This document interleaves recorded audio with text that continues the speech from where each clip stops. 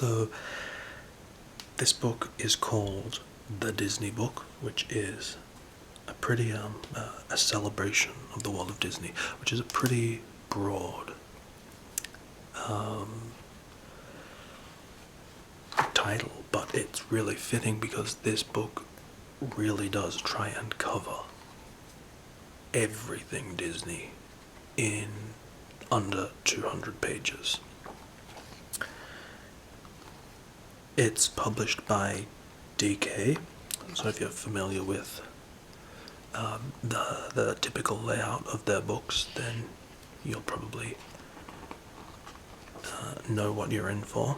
Lots of pictures, not too much text, and if they're up to their old tricks, they will probably release an updated and expanded version of this in a year or two, and I'm sure I'll buy it because they're good at milking me for money.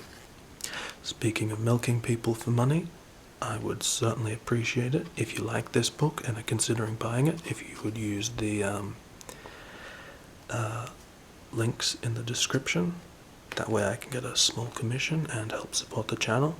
Or you could just subscribe and like, all that good stuff. So it starts with Walt Disney, of course. There's a picture of Walt. He was very short.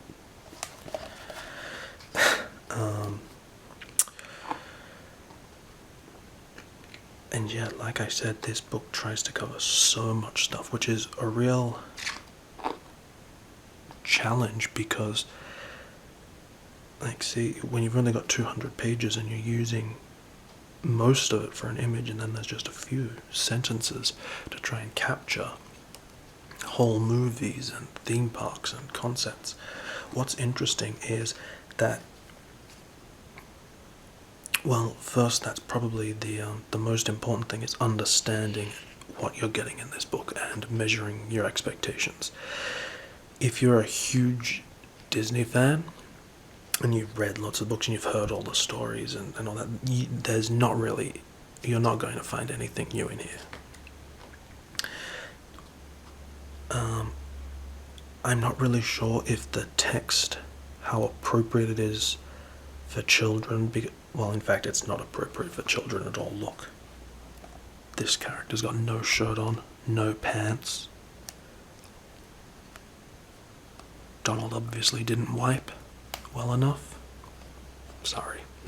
Yeah, it's hard to tell if it's, because it does sort of look like it could be for children because lots of images, very little text. But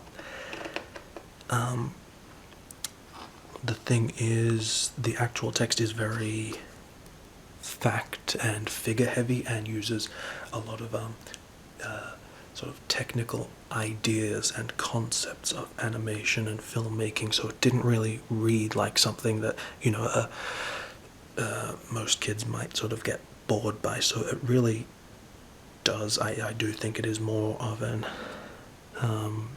adult book, despite what it looks like. And so yeah, the text is all very superficial in places, just describing, you know, maybe a plot or what a character is. Not terribly much insight, but sometimes you do get some little gems here and there.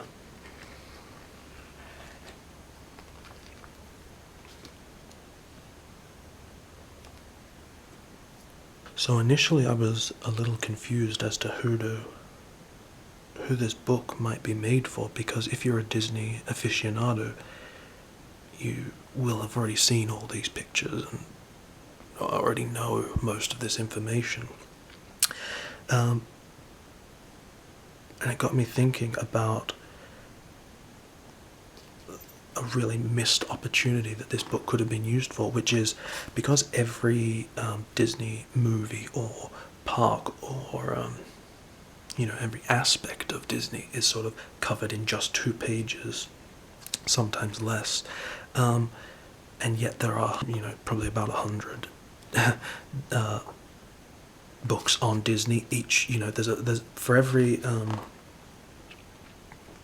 2-page spread in this book, there is almost definitely a Disney book, a dedicated Disney book relating to that aspect. And so what I really, really would have loved is if, see, so there is a Sleeping Beauty book, and so you get just a very short amount of information here.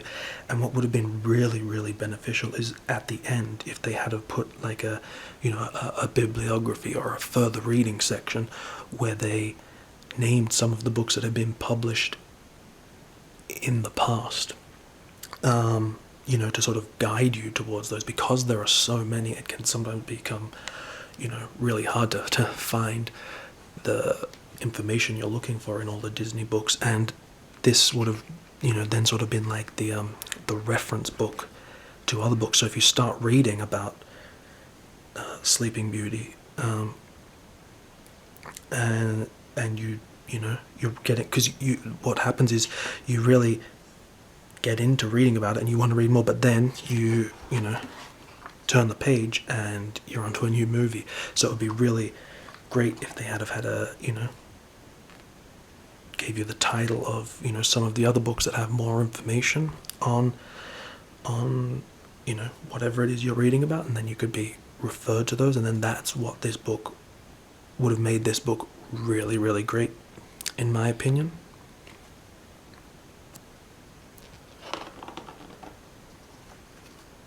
But since it doesn't, I still would say this is a really good, like, if you're someone who is just getting started in, I guess becoming an amateur Disney historian, or you're really interested in the parks and the studio and the movies, and you're just starting out, this can be a really good book to help find what you're really interested in, so if you read, if you're reading this and you get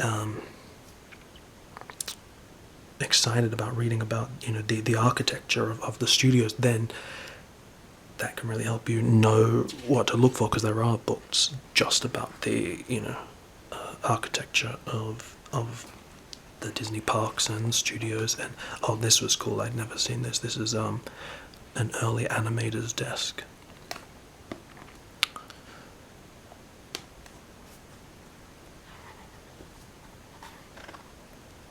So if you're reading about, the production of Aladdin, and you want to find out more, because this book just moves by so fast. I kind of don't understand why it was only 200 pages. I mean, you could make it, for it to, make a real book that covered all of Disney, it would, be thousands of pages. But, I don't know, I just think this could have deserved to be a little bit bigger. And like I said, they might make a revised edition.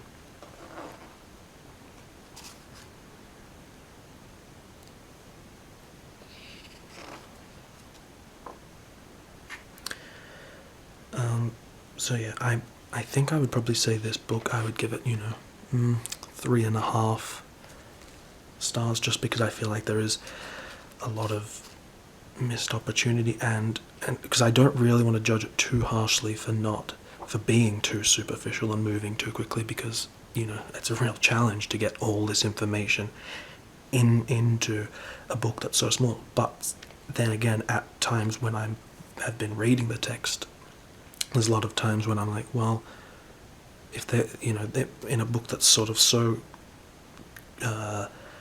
crammed for space and information, and if they're only going to do a paragraph on something, was that the best sentence they could have included? Was that the best entire paragraph they could have included? And I found myself a lot of the time saying, no, not at all. That was very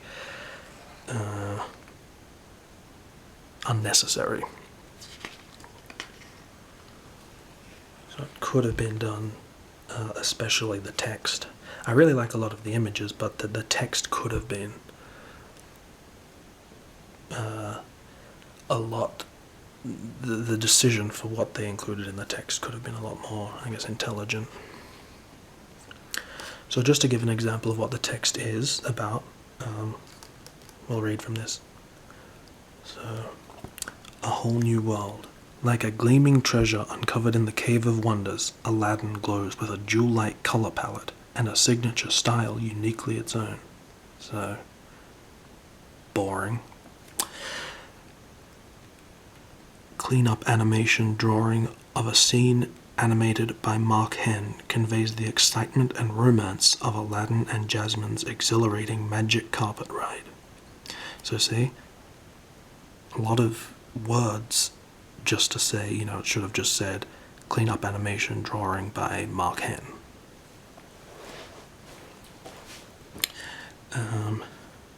According to the background director, the colors and design of the background affect the audience's emotions.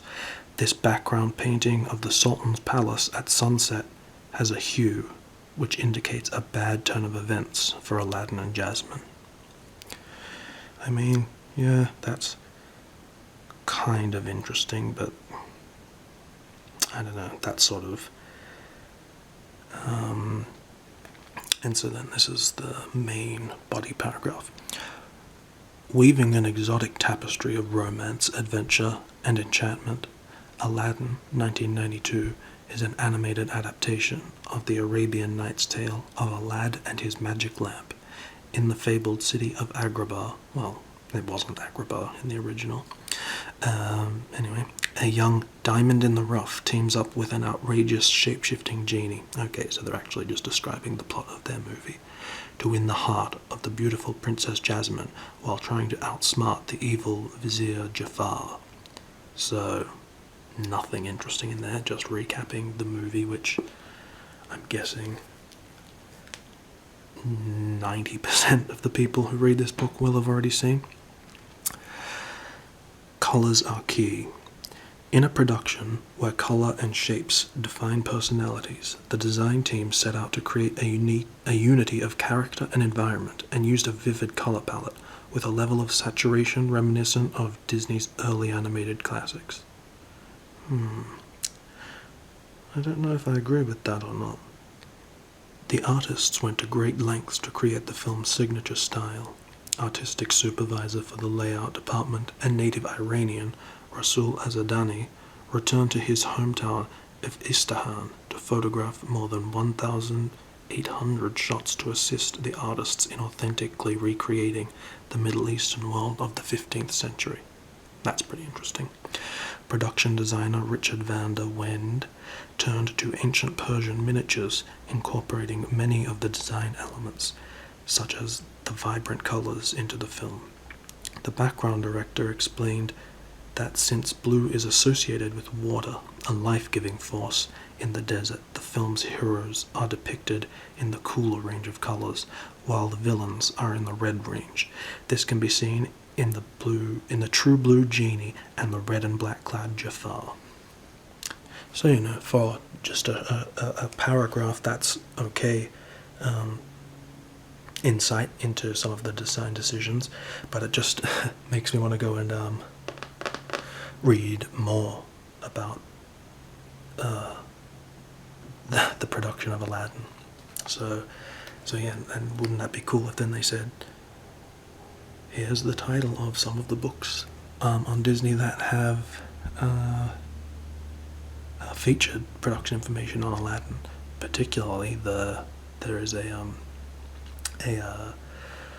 dedicated art and making of book, which I'll definitely review at some point.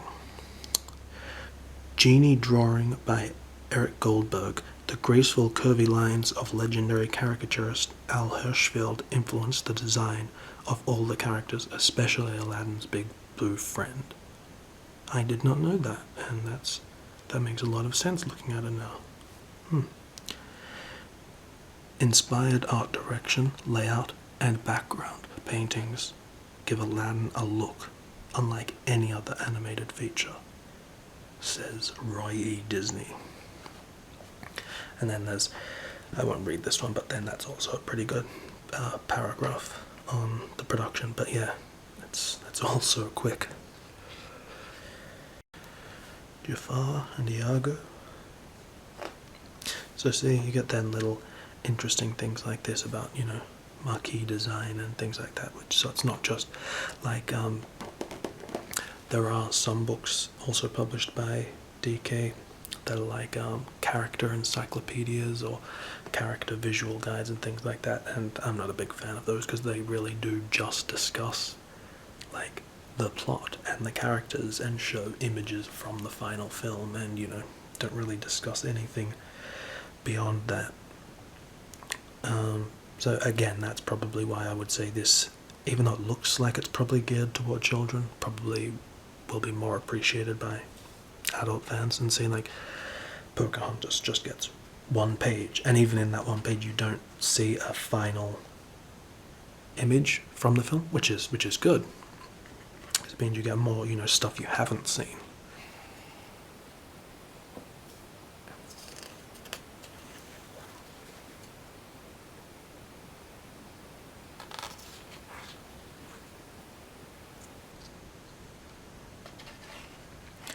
I know I keep going on about how,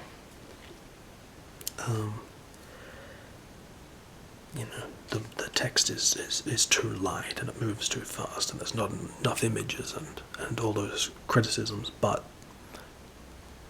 having said that,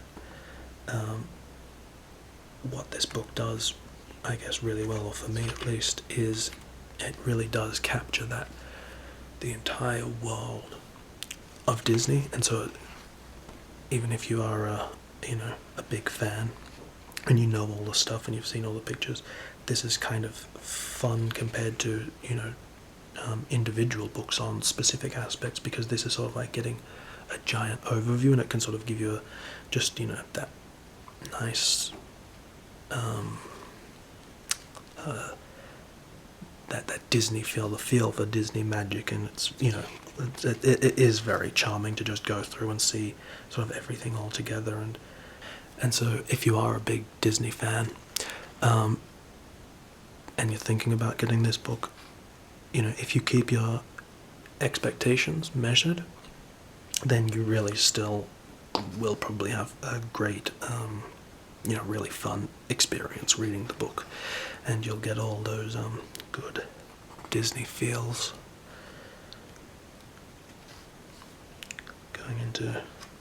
So I think this book goes up to 2011, and then you get to see. So yeah, when I said this book really tries to capture the entire Disney world, I really do mean that, because it even starts going to the television shows, and I think, was there a thing, you know, Pixar, and I think there was something on, you know, the Tinkerbell sort of franchise. Tinkerbell is one of the greatest characters ever created by Walt Disney, says John Lasseter. I think he means J.M. Barrie. Shame on you, John Lasseter. Yeah, so it tries, and, you know, it really tries to cover the whole company. The movies get the lion's share, of course, and the parks are only covered. Let's see how many pages Frozen gets. So Pocahontas got 1, Frozen gets 4. Okay, 4, that's okay. I thought there would be a lot more because, you know, very popular. Surprise salutes. Have you ever, let's go through this one because I think this will be fun. Have you ever noticed the Mickey Mouse watch at the Rescue Aid Society's headquarters in The Rescuers? Did you spot Belle from Beauty and the Beast wandering through the square in The Hunchback of Notre Dame? Many Disney animated features have visual surprises hidden within the action to honor other characters and films. Disney artists include these salutes to amuse themselves, as well as sharp-eyed Disney aficionados, and finding them has become a popular sport of sorts. Here are a few of these blink-and-you'll-miss-it filmic treats. So see, this isn't the sort of thing you could get in a book that was just dedicated to one of these films. You get to see how, you know, everything plays together. So let's have a look. I'm not sure if the camera will be able to pick up these very well. 101 Dalmatians features Peg and Bull from Lady and the Tramp. The Little Mermaid, keen eyes can spot Goofy and Donald Duck in the audience at the recital of King Triton's Daughters. I don't know if you can really see. You can see Goofy, sort of. Aladdin features a Beauty and the Beast toy. Those are, I believe, the directors, co-directors, John Musker and Ron Clements from Hercules, and it says here they also have a cameo in Aladdin as well. Tarzan, obviously playing on the Beauty and the Beast tea set. This is a cool one. Lilo and Stitch has a poster for Mulan. Princess and the Frog has a parade float with Triton on it. Frozen features the back of Rapunzel and Flynn from Tangled. So yeah.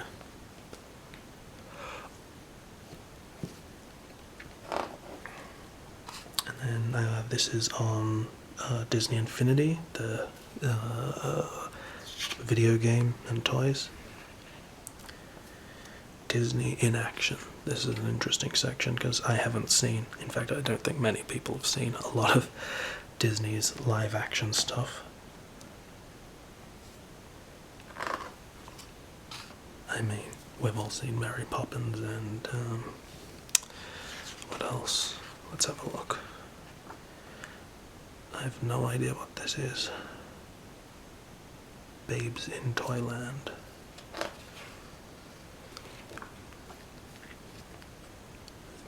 Zany comedies. Looks zany. Let's see what Walt Disney's got to say. A family picture is one the kids can take their parents to see and not be embarrassed. Who's embarrassed, the kids or the parents?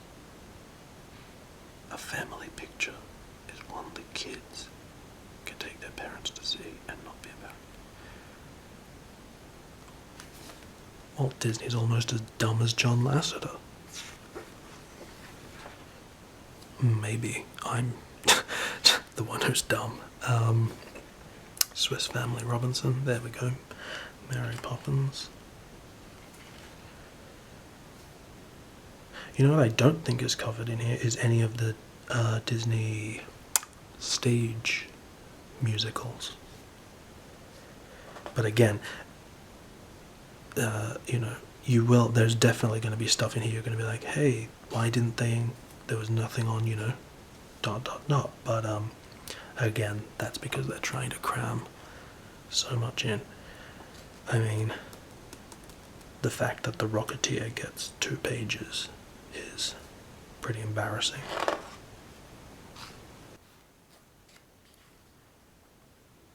Tron. So is this from the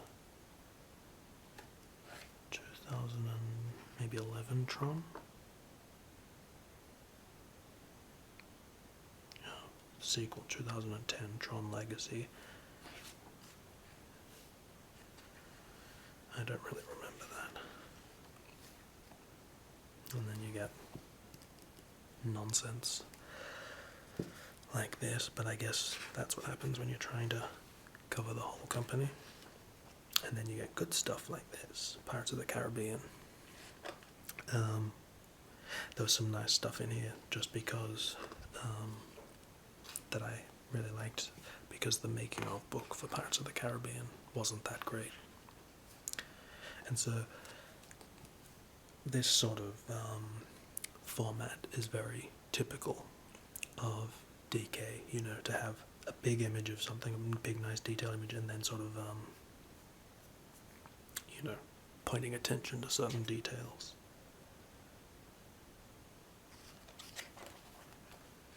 Then some stop motion stuff.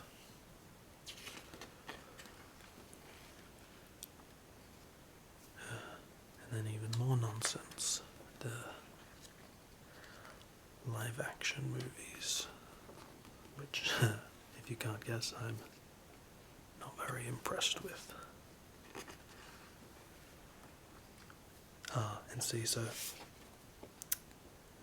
a really tiny portion of the book is dedicated to the parks, which is kind of odd when you've got The Rocketeer with 2 pages, then you have to cram. But this is really nice stuff to see, because like there is a dedicated Disney Parks poster book, and I felt like I didn't need a whole book on the posters, so then to just get this little thing to just sort of remind you of them, to be able to appreciate is kind of nice. And so see, like the whole art of Imagineering is only covered in 2 pages, and but there are some really great books dedicated entirely to Imagineering. So I guess the focus of the book is meant to be the photographs, as many DK books are, and then the captions are just a sentence or 2 describing what you're seeing.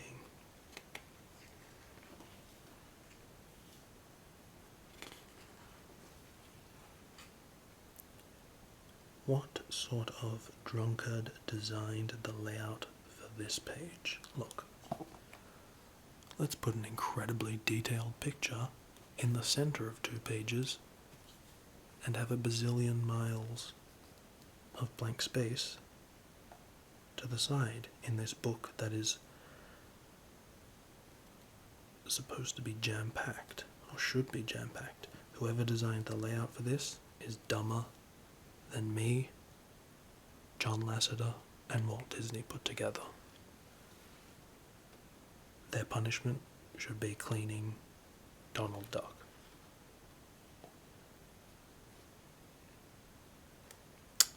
Disney collectibles. Again, there are whole books on this sort of stuff, so you get a nice little snapshot of what everything is.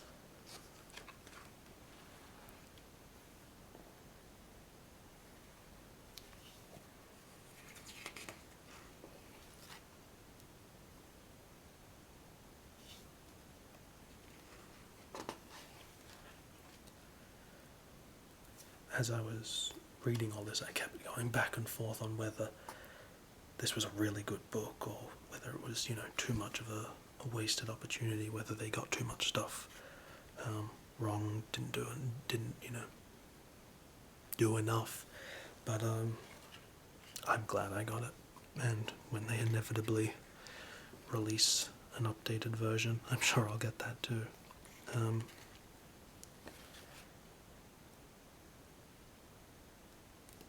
There's a really great book just on the Haunted Mansion that I'll have to do a review of too.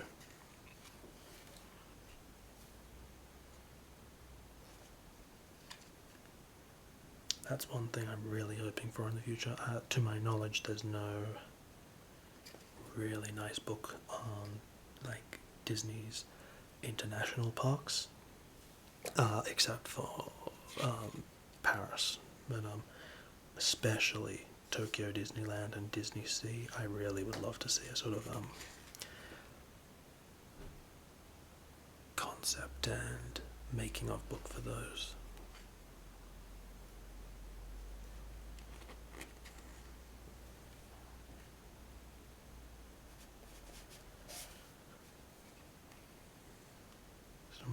Oh, that's really nice.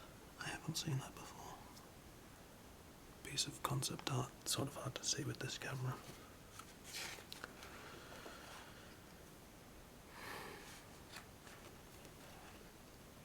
Wow. Is this? Oh, this is for Shanghai.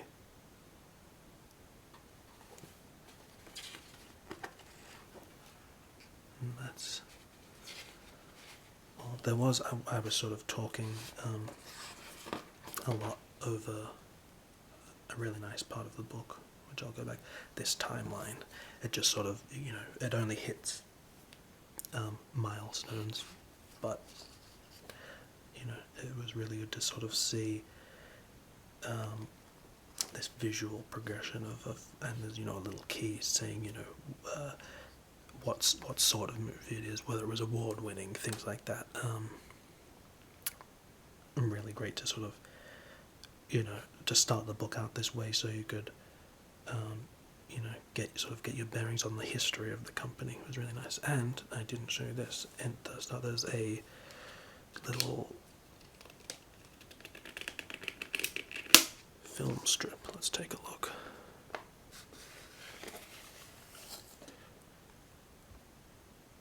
I'm not sure what that really is. It looks like a boat on the water. I wonder if all the books have the same one. If so, they picked a crappy film cell to use. You can't really see, but it's basically like just a boat on the water. I don't even remember that being in Brave. But, that's a cool little feature.